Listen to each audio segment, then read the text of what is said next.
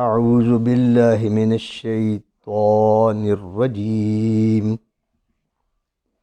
بسم اللہ الرحمن الرحیم قل ان اجتمعت الانس والجن على ان یاتوا بمثل هذا القرآن لا يأتون بمثله ولو كان بعضهم لبعض ظهيرا صدق اللہ العظیم۔ بسم اللہ الرحمن الرحیم نحمدہ ونصلی علی رسولہ الکریم۔ آج اللہ تعالیٰ نے کلام پاک کی جو آیت مجھے تلاوت کرنے کی سعادت بخشی ہے اس کا تعلق سورہ بنی اسرائیل سے ہے۔ گزشتہ درس میں بھی ہم نے سورہ بنی اسرائیل یا سورۃ الاسراء کی آیت تلاوت کی تھی قرآن کریم کے تعارف کے سلسلے میں۔ اس آیت میں اللہ تعالیٰ نے آغاز قل سے ہوا ہے، اور یہ بات یاد رکھیں کہ قرآن کریم میں قل کا لفظ 332 مرتبہ آیا ہے۔ یہ بات مولانا مودودی رحمۃ اللہ علیہ نے تفہیم القرآن میں سورۃ الناس اور سورۃ الفلق کی تفسیر میں لکھا ہے کہ یہ دو صورتوں کے قل کو نکال دیں تو قرآن کریم میں 330 دفعہ قل آتا ہے، اگر دونوں کو ملا دیں تو 332 دفعہ قل کا لفظ آتا ہے۔ اور قرآن کریم کا کلام الہی ہونا اور من و عن انسانیت تک پہنچانا، یہی لفظ ظاہر کرتا ہے کہ قل کہو۔ ویسے تو کہنے کی ضرورت نہیں ہوتی، لیکن جس طرح اللہ تعالیٰ نے اپنا کلام نازل فرمایا، آن صلی اللہ علیہ وسلم نے انہی الفاظ میں انسانیت تک پہنچایا۔ تو فرمایا اے حبیب صلی اللہ علیہ وآلہ وسلم کہہ دو کہ اگر پوری انسانیت، تمام دنیا کے انسان اور جن جمع ہو جائیں اور اس بات کی کوشش کریں کہ اس قرآن کی مثل دوسرا قرآن لے آئیں، کوئی اور قرآن لے آئیں، تو وہ نہیں لا سکتے، اگرچہ ایک دوسرے کی کتنی ہی مدد کیوں نہ کریں، ایک دوسرے کا کتنا ہی مددگار کیوں نہ بن جائیں، وہ ایسا کلام پاک تخلیق نہیں کر سکتے، ایسا کلام پاک نہیں لا سکتے۔ یہ کلام پاک کی فصاحت و بلاغت بھی بیان ہوئی، قرآن کریم کا اسلوب بھی بیان ہوا۔ قرآن کریم کے ایک تہائی الفاظ ہیں جو اردو میں استعمال ہوتے ہیں۔ لین پول ایک انگریز تھا، مولانا عبد الماجد دریابادی نے ان کا قول ریفر کیا ہے اپنی انگریزی کی تفسیر میں، بلکہ انسائکلوپیڈیا بریٹینیکا کا بھی انہوں نے حوالہ دیا ہے۔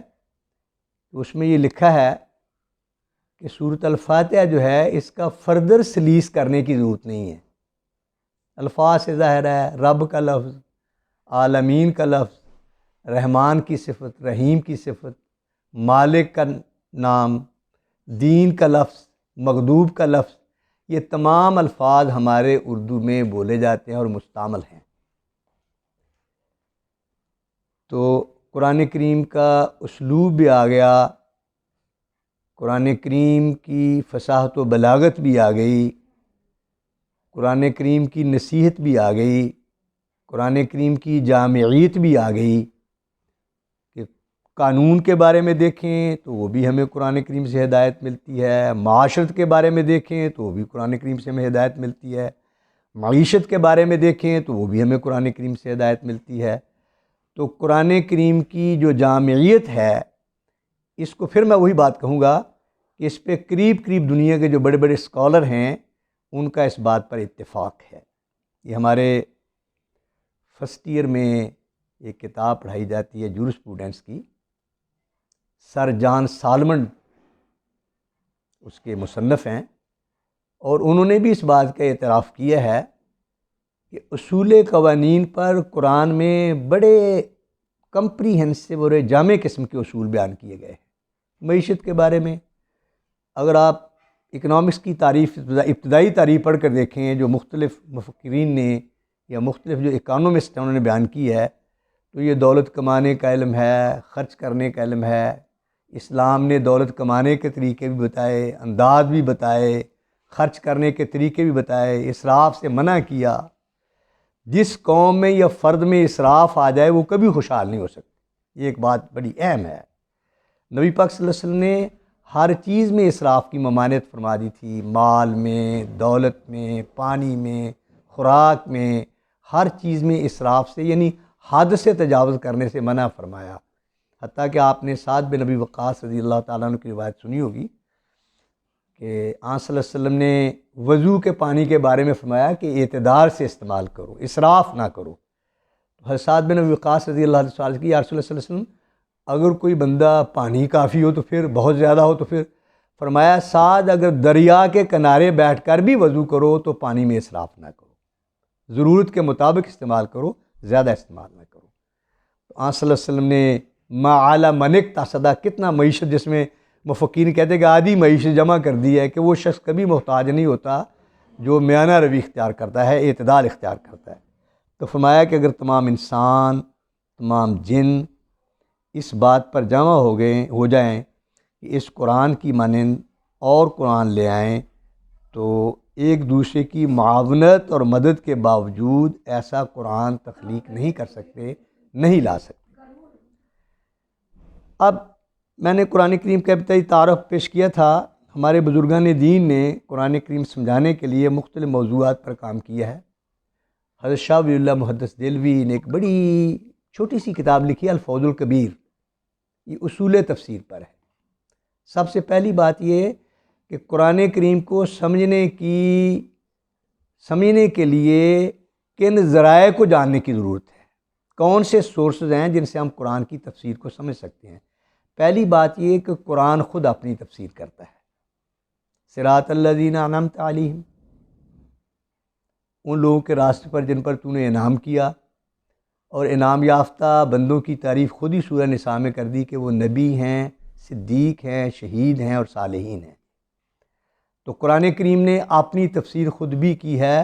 تو قرآن کریم کی تفسیر کو سمجھنے کے لیے پہلی بات تو یہ کہ قرآن کریم پر عبور ہونا چاہیے، قرآن کریم کو سمجھنے کی کوشش کرنی چاہیے۔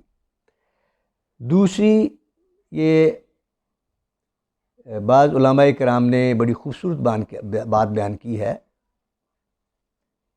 کہ بلکہ ڈاکٹر محمود غازی نے محاضرات قرآنی میں یہ بات بیان کی ہے کہ قرآن کریم کی دو قسمیں ہیں، ایک قرآن ناطق ہے، ایک قرآن صامت ہے۔ قرآن ناطق بولنے والا قرآن وہ حضرت محمد مصطفیٰ صلی اللہ علیہ وسلم، وہ قرآن کی عملی تفسیر ہے۔ جو قرآن نے حکم دیا، جو قرآن نے عبادت کی کسی کی تخصیص کی، عبادت کے متعلق بتایا، ریاضت کے متعلق بتایا، خانگی زندگی کے بارے میں بتایا، اولاد کی تربیت کے بارے میں بتایا، تعلیم و تعلم کے بارے میں بتایا، آن صلی اللہ علیہ وسلم نے ان تمام باتوں پر عمل کر کے دکھا دیا۔ بلکہ انبیاء علیہ السلام اپنی امتوں کے لیے نمونے تھے، اور حضرت محمد مصطفیٰ صلی اللہ علیہ وسلم پوری انسانیت کے لیے نمونہ ہے۔ تو قرآن کے بعد اسوہ رسول کا مطالعہ قرآن کو سمجھنے کے لیے بڑا ضروری ہے۔ تیسری بات، صحابہ کرام رضوان اللہ تعالی اجمعین، نبی پاک صلی اللہ علیہ وسلم کو اللہ تعالیٰ نے انسانیت کے لیے نمونہ بنایا، اور حضور صلی اللہ علیہ وسلم نے صحابہ کرام کو پوری انسانیت کے لیے نمونہ بنا دیا۔ تو ان کے اقوال کو بعض لوگ نعوذ باللہ صحابہ کرام کی طرف ایسے اقوال منسوب کر دیتے ہیں، نعوذ باللہ، جن کا شریعت سے تصادم ہوتا ہے۔ یہ بات یاد رکھیں کہ جو قول شریعت سے متصادم ہے، قرآن سے متصادم ہے، سنت سے متصادم ہے، وہ صحابی کا قول نہیں۔ صحابی کا قول وہ ہوگا جو قرآن کے موافق ہوگا، اسوہ رسول کے موافق ہوگا، تہذیب کے موافق ہوگا، اخلاق کے موافق ہوگا۔ یہ ایک بڑی اہم علامت ہے۔ آپ خلفائے راشدین میں سے ابو بکر صدیق رضی اللہ تعالیٰ عنہ ہیں، حضرت عمر فاروق رضی اللہ تعالیٰ عنہ ہیں، حضرت عثمان غنی رضی اللہ تعالیٰ عنہ ہیں، حضرت علی المرتضیٰ رضی اللہ تعالیٰ عنہ، ان کا اقوال پڑھ کر دیکھیے۔ حضرت علی رضی، چاروں خلفائے راشدین قرآن کے اولین مفسرین میں سے ہیں۔ 10 صحابی ہیں جن کا نام آتے ہیں، وہ میں ذرا اس بحث بہت بات لمبی ہو جائے گی۔ تو چاروں صحابہ، میں نے یہ بھی بات بیان کی تھی کہ قرآن کریم کے کو 10,000 صحابی قرآن کے حافظ تھے، خواتین نے بھی حفظ کر رکھا تھا۔ ام المومنین حضرت عائشہ رضی اللہ تعالیٰ عنہ، ام المومنین حضرت حفصہ رضی اللہ تعالیٰ عنہ، ام المومنین حضرت ام سلمہ رضی اللہ تعالیٰ عنہ، اور ام ورقہ بنت عبداللہ رضی اللہ تعالیٰ عنہ حافظات قرآن تھیں، اور پھر جو تاریخ القرآن کے علماء ہیں انہوں نے 37 صحابہ کے نام دیے ہیں جن کو قرآن میں اسپیشلائزیشن حاصل تھی، جن کو قرآن پر تخصیص حاصل تھی، قرآن پر عبور حاصل تھا، اور ان 37 صحابہ میں چاروں خلفائے راشدین بھی آتے ہیں۔ میں ایک مثال عرض کرتا ہوں، مثلاً حضرت عثمان غنی رضی اللہ تعالیٰ عنہ کو قول آپ ایک پڑھ کے دیکھیں، آپ فرماتے ہیں کہ مجھے دنیا میں 4 چیزیں پسند آ گئیں: بھوکوں کو کھانا کھلانا، ضرورت مندوں کو لباس پہنانا، ننگوں کو لباس پہنانا، قرآن کریم خود سیکھنا اور دوسروں کو سکھانا۔ آپ حضرت علی رضی اللہ تعالیٰ کو قول دیکھ لیجئے، آپ فرماتے ہیں کہ شرف انسانیت کے 6 کام ہیں، 3 حضر میں اور 3 سفر میں۔ حضر سے مراد ہے مقیم، اپنے گھر میں مقیم ہوں، اپنے محلے میں مقیم ہوں، اپنے بستی میں مقیم ہوں، تو 3 کام لازم ہے۔ ایک تو قرآن کریم کی تلاوت کرنا، یہ ہمیں اپنا معمول بنانا چاہیے، کچھ نہ کچھ تلاوت کا حصہ قرآن کریم کی تلاوت کرنی چاہیے۔ دوسری، دوستوں کی ایک ایسی سوسائٹی یا انجمن اپنے ساتھیوں کی بنانی جو دین کے کاموں میں معاونت کرے۔ اور تیسری چیز قرآن پر عمل کرنا۔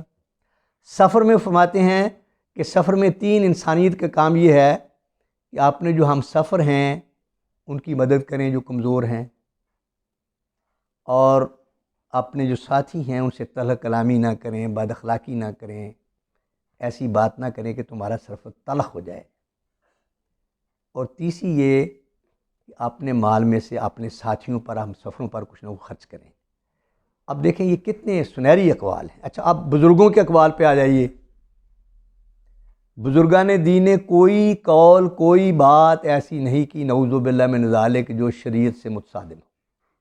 جنید بغدادی کا حوالہ عام لوگ دیتے ہیں۔ حضرت جنید بغدادی کا یہ قول ہے کہ حضرت محمد مصطفیٰ صلی اللہ علیہ وسلم کی بعثت کے بعد وصول اللہ کی معرفت کا ایک ہی راستہ ہے، وہ ہے حضرت محمد مصطفیٰ صلی اللہ علیہ وسلم نے جو بتایا، باقی تمام راستے بند ہیں۔ اب دیکھیے کتنا یہ کہ ہمیں قرآن پر عمل کرنا چاہیے، حضرت محمد صلی اللہ علیہ وسلم کے اسوہ پر عمل کرنا چاہیے، یہی شریعت ہے۔ حضرت حجویری رحمۃ اللہ علیہ کی مشہور کتاب ہے کشف المحجوب، اس میں آپ پڑھ کے دیکھیں، وہ کہتے ہیں کوئی عالم ہو، صوفی ہو یا فقیر، قرآن کریم کی تعلیمات اور ان پر عمل کیے بغیر نہ کوئی ولی بن سکتا ہے، نہ کوئی عالم بن سکتا ہے، نہ کوئی فقیر بن سکتا ہے، نہ کوئی صوفی بن سکتا ہے۔ اور جو آدمی قرآن کریم پر عمل نہیں کرتا، جس کا طرز عمل، جس کی گفتگو، جس کا عمل، جس کی سیرت، جس کا کردار قرآن کریم کی تعلیمات کے خلاف ہے، وہ یہ دعویٰ کرے کہ میں اللہ کا ولی ہوں، وہ شیطان کا ولی ہو سکتا ہے، اللہ کا ولی نہیں ہو سکتا۔ یہ بزرگان دین نے کیسی باتیں فرما دی۔ تو بہرحال اب یہ پھر میں اسی طرف آتا ہوں، قرآن کریم کے تعارف کے بارے میں۔ جیسا کہ میں نے گزشتہ درس میں بتا دیا تھا کہ قرآن کریم کی تعریف کیا ہے، اللہ کا کلام ہے، حضرت محمد مصطفیٰ صلی اللہ علیہ وسلم پر نازل ہوا ہے، اس کی عبادت کرنا، اس کی تلاوت کرنا عبادت ہے، اور یہ مصاحف میں لکھا ہوا ہے۔ قرآن کریم کی آیات کی عام طور سے 3 قسمیں بیان کی جاتی ہیں۔ کچھ آیات وہ ہیں جن کی تلاوت بھی بحال ہے اور ان کی تعلیمات بھی بحال ہیں۔ کچھ آیات ہیں جن کی تلاوت منسوخ ہے لیکن ان پر عمل کرنا لازم ہے، اور کچھ آیات ہیں جن کا عمل منسوخ ہے لیکن تلاوت ان کی بحال ہے۔ تو یہ قرآن کریم کی جتنی بھی آیات ہیں 6666 ہیں، الحمدللہ اس کی تعلیمات بھی ہم پر لازم ہیں، ان پر عمل کرنا بھی ہم پر لازم ہے۔ اور میں ایک بات بتاتا بھولوں کہ میں نے ڈاکٹر محمود غازی کے حوالے سے لکھا کہ قرآن 2 ہیں، ایک قرآن صامت ہے، ایک قرآن ناطق ہے۔ قرآن ناطق حضرت محمد مصطفیٰ صلی اللہ علیہ وسلم ہے، اور قرآن صامت یہ ہے جو خاموش ہے، ہم نے پڑھنا ہے، اس کو سمجھنا ہے اور اس پر عمل کرنا ہے، یہ قرآن صامت ہے۔ صمت کا لفظ جو ہوتا ہے یہ خاموشی کے لیے آتا ہے، صامت خاموش رہنے والا، اور قرآن ناطق بولنے والا۔ نبی پاک صلی اللہ علیہ وسلم نے اپنی زبان سے اپنے عمل سے، اپنے قول سے، اپنی صفات سے. یہ قرآن وہ علامہ اقبال کا ایک شعر ہے نا کہ ہر لحظہ ہے مومن کی نئی شان نئی آن، کردار میں گفتار میں اللہ کی برہان. تو قرآن جب ہم قرآن کو سمجھنے کے لیے بڑھیں گے تو سب سے پہلی چیز ترجمہ ہے.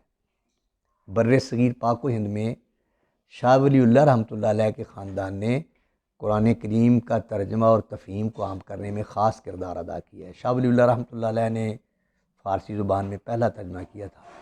یہاں پر پہلے ہمارا یہ بات یاد رکھیں کہ جو عربی میں ہے وہ قرآن ہے، جو اردو میں ہے اس کا ترجمہ ہے قرآنی ہے. علماء کرام نے منع فرمایا، یہ تو اجازت دی کہ قرآن کریم کی عربی لکھ کر نیچے اس کا ترجمہ لکھتے، لیکن اس بات کی اجازت نہیں دی کہ عربی کو ترک کر دیا جائے اور اردو لکھ دیا جائے. یہی وجہ ہے کہ شاہ ولی اللہ رحمۃ اللہ علیہ پر جب انہوں نے فارسی میں ترجمہ کیا تو ان پر قاتلانہ حملے تک ہو گئے تھے. یعنی علماء کرام ترجمے تک کو ممنوع قرار دیتے تھے، کیونکہ پہلی کتابوں میں تحریف ہی اس لیے ہوئی کہ انہوں نے ترجمے پہ انحصار کیا، اصل عبارت کو چھوڑ دیا. یہ تورات یہ عبرانی زبان میں نازل ہوئی تھی، انجیل سریانی زبان میں نازل ہوئی تھی. جب انہوں نے سریانی زبانوں کو چھوڑ دیا، عبرانی زبان کو چھوڑ دیا، اس کے ترجموں پہ انحصار کیا، آج وہ تورات کی شکل بدل گئی، انجیل کی تعلیمات میں تحریف ہو گئی، بدل گئی. قرآن کی عربی، قرآن کی زبان آج تک زندہ ہے. صحابہ کرام کا عربی زبان آج بھی ایک زندہ زبان ہے. صحابہ کرام کا کوئی شخص آج زندہ ہو کر عرب میں جائے تو وہ بات کو سمجھ سکے گا، لیکن تورات اور انجیل پر ایمان رکھنے والا شخص اگر آج زندہ ہو جائے تو وہ اس زمانے میں جو عیسیٰ علیہ السلام کے زمانے میں سریانی زبان بولتے تھے یا عبرانی زبان بولتے تھے، اگر وہ آج زندہ ہو جائیں تو وہ نہ ان کی زبان سمجھ سکے نہ وہ ان کو اپنی زبان سمجھا سکیں. تو قرآن کریم پڑھنے کے لیے سب سے پہلی ترجمہ میں نے عرض کیا کہ قرآن کریم کے ماخذ کیا ہیں. پہلا ماخذ یہ ہے کہ خود قرآن، دوسرا ہے اسوہ رسول صلی اللہ علیہ وسلم، تیسرا اقوال صحابہ، چوتھا ہے اقوال تابعین، اور پانچواں ہے اقوال تبع تابعین. تابعین ان علماء کرام کو کہتے ہیں، ان علماء سلف کو کہتے ہیں جو صحابہ کرام کے شاگرد تھے، جنہوں نے براہ راست صحابہ کرام سے تعلیم حاصل کی. اور تبع تابعین وہ علماء اخلاف ہیں، خلف کے وہ علماء ہیں جنہوں نے براہ راست تابعین سے تعلیم حاصل کی تھی. تو اس کے بعد تفسیر کا ماخذ عربی لغت. یہ بات یاد رکھیں کہ علماء کرام نے دین کو سمجھنے کے لیے 10 اصول بیان کیے، اور ان میں سب سے پہلا اصول یہ بیان کیا کہ عربی زبان سیکھی جائے. افسوس کا مقام یہ ہے کہ ہمارے ملک میں باقی تمام زبانوں کی تدریس پہلی جماعت کے بچے کو، بلکہ نرسری کے بچے کو سورہ اخلاص کا ترجمہ انگریزی میں تو بتایا جاتا ہے، لیکن عربی کوئی نہیں جانتا. عربی کے چھوٹے موٹے، اور قرآن کریم کی عربی بڑی مختصر ہے. ہمارے یہاں علماء کرام کچھ انہوں نے کتابیں بھی لکھی ہیں قرآنی عربی پر، اور کچھ قرآنی عربی سکھانے کا اہتمام بھی کرتے رہے ہیں. اگر وہ چھوٹی چھوٹی جو کتابیں اگر آپ لے کے پڑھ لیں تو قرآن کی عربی اتنی سادہ ہے، قرآن اتنی سلیس زبان ہے. میں نے جیسا کہ لین پول یا انسائکلوپیڈیا بریٹانیکا کا حوالہ دیا ہے کہ اس کو فردر سلیس کی ضرورت نہیں ہے. اگر آپ معمولی سی کوشش کریں تو میں کہتا ہوں قرآن کریم کا ترجمہ آپ مہینوں میں سیکھ سکتے ہیں، دنوں میں سیکھ سکتے ہیں. تو یہ اسی طرح قرآن کریم کی تفسیر ہے. پہلی بات تو یہ کہ ہمارے جو بر صغیر کے لوگوں نے، بعض علماء نے تفاسیر لکھی، ان میں حکایات بھی لے آئے، روایات بھی لے آئے، حکایت سعدی بھی لے آئے، حکایت رومی بھی لے آئے. لیکن آپ سعودی عرب کی تفاسیر پڑھ کر دیکھیں، وہ قرآن کی تفسیر سے ہٹ کر حکایات و روایات کو بالکل بیان نہیں کرتے. تو اس لیے قرآن کریم کو سمجھنے کے لیے خود قرآن پر عبور ہونا چاہیے، اسوہ رسول کا مطالعہ لازمی ہے، صحابہ اکرام کے اقوال جاننا ضروری ہے، تابعین کے اقوال جاننا ضروری ہے، تبع تابعین کے اقوال جاننا ضروری ہیں، عربی زبان جاننا ضروری ہے، اور آخری یہ کہ عقل و فہم سے کام لینا.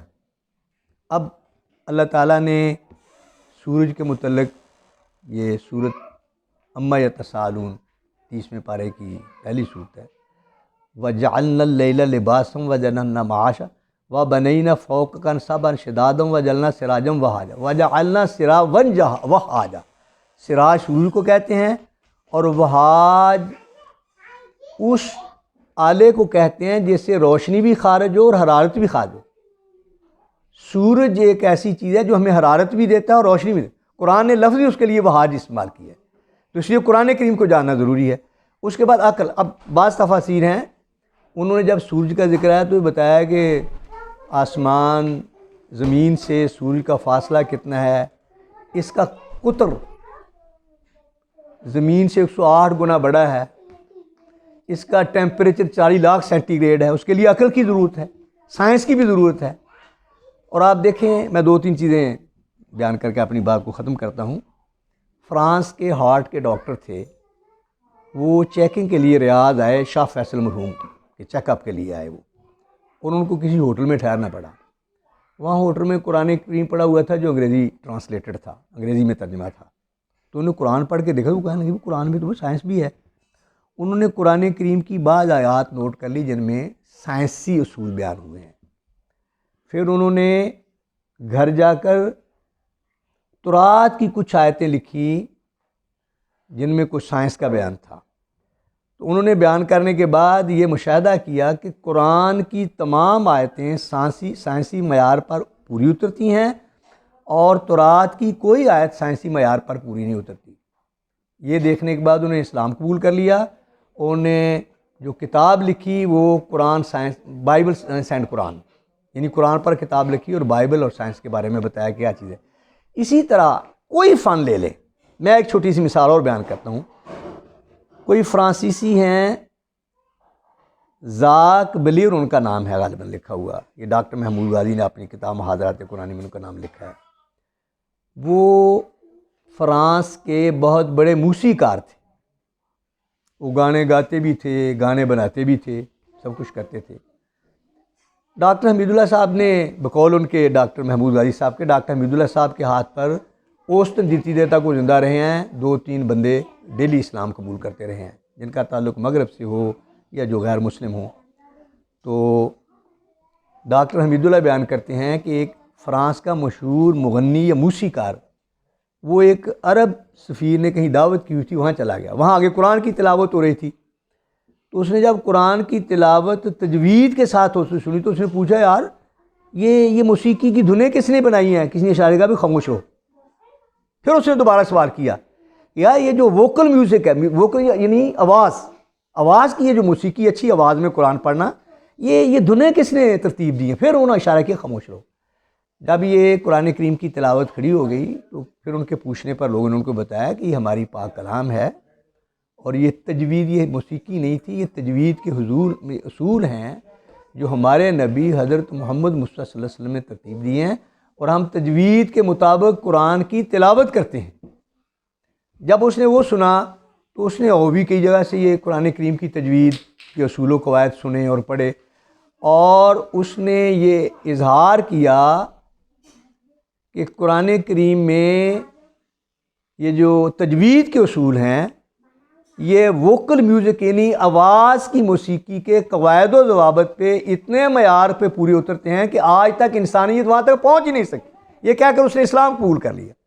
اسلام قبول کرنے کے بعد ڈاکٹر حمید اللہ صاحب دیکھتے ہیں کہ میں نے ایک جزائری مسلمان کو ان کو قرآن سکھانے پہ لگا دیا۔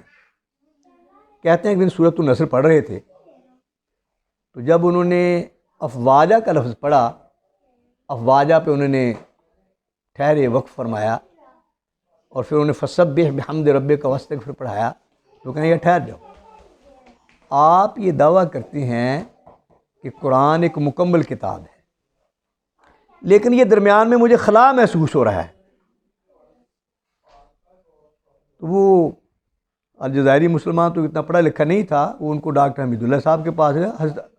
ڈاکٹر حمید اللہ بھی چکرا گئے کہ مجھے تو خود موسیقی کے اصولوں کا پتہ، قواعد و ضوابط کا پتہ نہیں۔ میں ان کو کہا پڑھو۔ انہوں نے جب پڑھا کہ افواجہ پہ انہوں نے وقف فرمایا ہے، اور اس کو فسبح حمد ربک واستغفر انہ کان توابا مجھے پڑھایا ہے، یہ افواجہ اور فسبح کے درمیان خلا محسوس ہوتا ہے مجھے، موسیقی کے قواعد و ضوابط کے مطابق، ووکل میوزک کے مطابق درمیان میں خلا محسوس ہوتا ہے۔ تو حضرت ڈاکٹر نے کہا میرے ذہن میں ایک استاد نے مجھے بات بتائی تھی آگے، میں نے کہا اچھا مجھ سے سنو۔ مجھے استاد محترم نے فرمایا تھا کہ افواجہ پہ وقف نہ کرو، بلکہ یوں پڑھو، اذا جاء نصر اللہ والفتح ورأیت الناس يدخلون افواجا وفتح، اس پہ ٹھہرو نا، افواجا فسبح بحمد ربک واستغفر انہ کان توابا، یہاں پر غنہ کرو، بس میرا خلا پورا ہو گیا۔ یعنی گویا نبی پاک صلی اللہ علیہ وسلم نے یہاں غنہ کرنے کی تعلیم دی ہے، یہاں ٹھہرنے کی تعلیم دی ہے، یہاں ملانے کی تعلیم دی ہے۔ قرآن ہر معیار پر پورا اترتا ہے۔ الحمدللہ اس پر بھی جیسا کہ میں نے پہلے بیان کر دیا کہ انسانیت کا اتفاق ہے کہ قرآن کریم واحد کتاب ہے جس کے ہر تحریف سے پاک ہونے پر انسانیت کا اتفاق ہے۔ اور اس بات پر بھی میں ابھی لین پول کا حوالہ دے رہا تھا، لین پول کا ایک میں قول پڑھ رہا تھا کہ حضرت محمد مصطفیٰ صلی اللہ علیہ وسلم جیسا دور اندیش اور صاحب بصیرت شخص پوری تاریخ میں نظر نہیں آتا۔ جب حضور جیسا نظر نہیں آتا تو قرآن جیسا کلام بھی کہیں نظر نہیں آتا۔ یہ بھی انسانیت کا اعتراف ہے۔ تو اس لیے براہ کرم اگر تمام مسلمان یہ مولانا رومی کے شعر پر عمل کریں کہ دست ہر نہل بیمارت کند سوئے مادر آ کے تی مارت کند، تجھے غیر اسلامی تہذیبوں، غیر اسلامی افکار، غیر اسلامی ثقافت، ان چیزوں نے تجھے بیمار کر دیا روحانی طور پر، تیری روح کو نحیف و کمزور کر دیا ہے۔ سوئے مادر آ کے تی مارت کند، اپنی اصل کی طرف، ماں کی طرف رجوع کر، وہ قرآن ہے اور اسوہ رسول ہے، تاکہ تجھے ہدایت ملے، تجھے صحت حاصل ہو اور تو روحانی طور پر الحمدللہ دنیا میں کامیاب ہو سکے۔ میں اسی پر اتفاق کرتا ہوں۔ پھر ایک دفعہ دیکھیں کہ اللہ پاک نے فرمایا کہہ دو اگر ساری دنیا کے انسان، ساری دنیا کے جن جمع ہو جائیں کہ اس طرح کا جامع قرآن جس میں معیشت بھی ہو، جس میں معاشرت کے اصول بھی ہوں، جس میں سیاست کے اصول بھی ہوں، جس میں تمدن کے اصول بھی ہوں، جس میں تدبیر منزل گھر کو چلانے کے اصول بھی ہوں، سیاست مدن ملکوں کی سیاست کے بارے میں بھی اصول ہوں، وہ آپ نہیں لا سکتے۔ وہ اگر ہے تو ایک ہی کتاب ہے دنیا، وہ قرآن ہے۔ کاش مسلمان نوجوان، مسلمان بوڑھے، مسلمان بچے اس کی طرف رجوع کریں، قرآن کریم کی طرف رجوع کریں، قرآن کریم کو سمجھیں، اور ہمارے علماء کرام بھی سال سال بھر آپ جمعہ پڑھتے رہیں، قرآن کریم کا ایک اصول بھی نہیں سیکھ سکتے۔ دعا کریں اللہ تعالی ہمارے علماء کرام کو بھی یہ توفیق دے کہ قرآن کریم کو سمجھنے کے اصول جمعہ میں بیان کریں تاکہ نوجوانوں کے آگاہی ہو۔ وما علینا الا البلاغ۔